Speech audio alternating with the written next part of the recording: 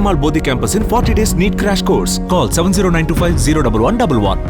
ஈரோடு மாவட்டம் கவுந்தம்பாடி அருகே நிறுத்தத்தில் நின்ற பேருந்தை முந்தி சென்ற அரசு பேருந்து சாலையில் திரும்புவதற்காக சென்டர் மீடியனுக்கு அருகே வந்த இருசக்கர வாகன ஓட்டியின் மீது அதிவேகமாக மோதிய விபத்தின் சிசிடிவி காட்சி வெளியாகியுள்ளது.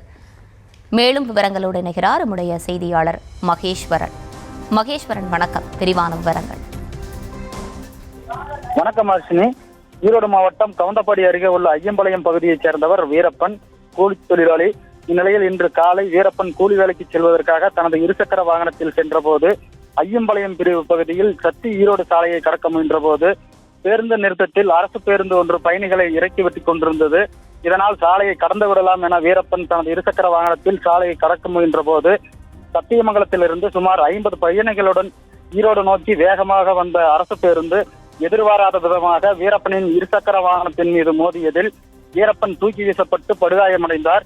வீரப்பனை அக்கம் பக்கத்தில் உள்ளவர்கள் மீட்டு பெருந்துறை அரசு மருத்துவக் கல்லூரி மருத்துவமனைக்கு அனுப்பி வைத்து அங்கு முதலுதவி சிகிச்சை அளித்து மேல் சிகிச்சைக்காக தனியார் மருத்துவமனையில் சிகிச்சை பெற்று வருகிறார். வேகமாக வந்த அரசு பேருந்து சாலையில் இருந்த தடுப்பு சுவரில் மோதி நின்றதில் பேருந்தில் பயணம் செய்தவருக்கு லேசான காயங்கள் ஏற்பட்டது. இவ்விபத்து குறித்து கவுந்தப்பாடி காவல்துறையினர் அரசு பேருந்து ஓட்டி வந்த தெய்வி சிகாமணியிடம் விசாரணை நடத்தி வருகின்றனர்.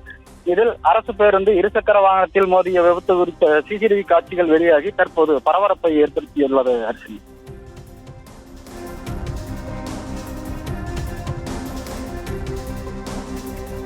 விவரங்களை வழங்கியமைக்கு நன்றி மகேஸ்வர்.